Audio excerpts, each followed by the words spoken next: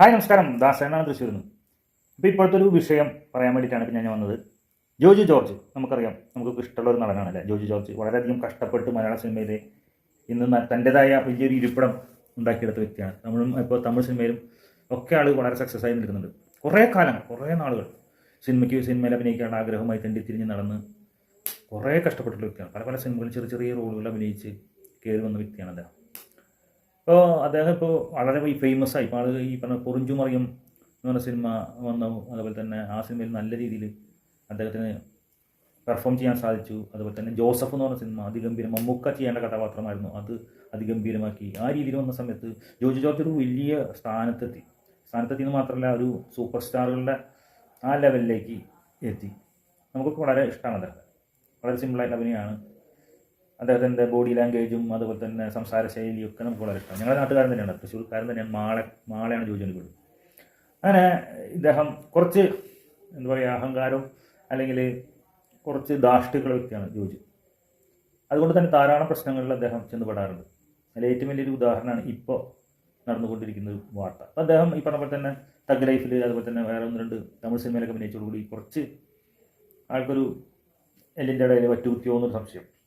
അതിൻ്റെ ആവശ്യമില്ല. ജോജു നല്ലൊരു നടനാണ്, അതിൻ്റെ ആവശ്യമില്ല. കാരണം എല്ലാവർക്കും പോയി ഇടപെടും, പ്രശ്നം ഉണ്ടാക്കും. പണി എന്ന സിനിമയെ പറ്റി എന്താ പറഞ്ഞ ഒരാളെ പിന്നെ ഞാൻ മുള്ളിക്കിടാ എന്നൊക്കെ പറഞ്ഞിട്ട് വലിയ വിഷയമൊക്കെ ഉണ്ടാക്കി. അപ്പോൾ പണി എന്ന സിനിമ തൃശ്ശൂർ ഷൂട്ട് ചെയ്തതാണ്. ഞാൻ വിചാരിച്ചില്ല, ഞാനതിൻ്റെ ഷൂട്ടിംഗ് തൃശ്ശൂർ നടന്നുകൊണ്ടിരിക്കുന്ന സമയത്ത് മൈൻഡ് ചെയ്തില്ല. കാരണം അതൊന്നും ഇത്ര വലിയ ഹിറ്റാവുന്നൊന്നും വിചാരിച്ചില്ല. പക്ഷേ സിനിമ വന്നപ്പോൾ ഒന്നൊന്നര സിനിമയായിരുന്നു, ഗംഭീര സിനിമയായിരുന്നു. അപ്പോൾ സിനിമ സംവിധായകൻ എന്ന നിലയിലും ജോജു തെളിയിച്ച വ്യക്തിയാണ്. അദ്ദേഹത്തിൻ്റെ ഏറ്റവും നല്ല സിനിമ ഏതാണെന്ന് ചോദിച്ചു കഴിഞ്ഞാൽ നമ്മൾ ചിലപ്പോൾ എടുത്ത് പറയാൻ പോകുന്നത്, ഒരിക്കലും നമ്മളെല്ലാവരും വിചാരിക്കാത്തൊരു സിനിമയായിരിക്കും ചുരുളി എന്ന സിനിമ.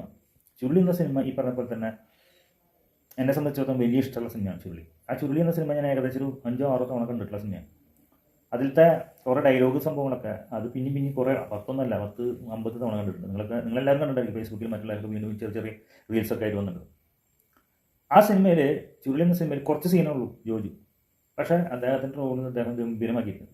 ഒന്നാമത് തൃശ്ശൂർക്കാർക്ക് തെറി പറയാൻ, തൃശ്ശൂർക്കാർ കഴിഞ്ഞിട്ട് ആർക്കും ആ ലാംഗ്വേജ് കറക്റ്റ് കിട്ടണമെങ്കിൽ, തെറി പറയാനുള്ള ആ ഒഴുക്ക് കാര്യങ്ങൾ കിട്ടണമെങ്കിൽ തൃശ്ശൂർക്കാർക്കാണ് കറക്റ്റ് പറയാൻ പറ്റുള്ളൂ എന്നാണ് എൻ്റെ ഒരു നിഗമനം. അതാരും പറയുമെന്ന് എനിക്കറിയില്ല.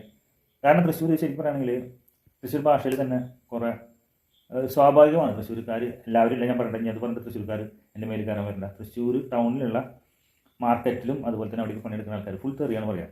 ഒരു സിനിമ കണ്ട് എങ്ങനെയുണ്ട് ആ സിനിമ എന്ന് ചോദിച്ചു കഴിഞ്ഞാൽ സാധാരണക്കാരനായ തൃശ്ശൂർക്കാരൻ പറയുക എങ്ങനെയാ വെച്ചാൽ, മോശം സിനിമയാണെങ്കിൽ ഡാഷിലെ പടസ്റ്റ ഡാഷ് മനസ്സിലായി, ഡാഷിലെ പടസ്റ്റ ഡാഷ്. അപ്പോൾ ഡാഷ് എന്നുള്ളിടത്ത് നിങ്ങൾ തെറി കയറ്റണം,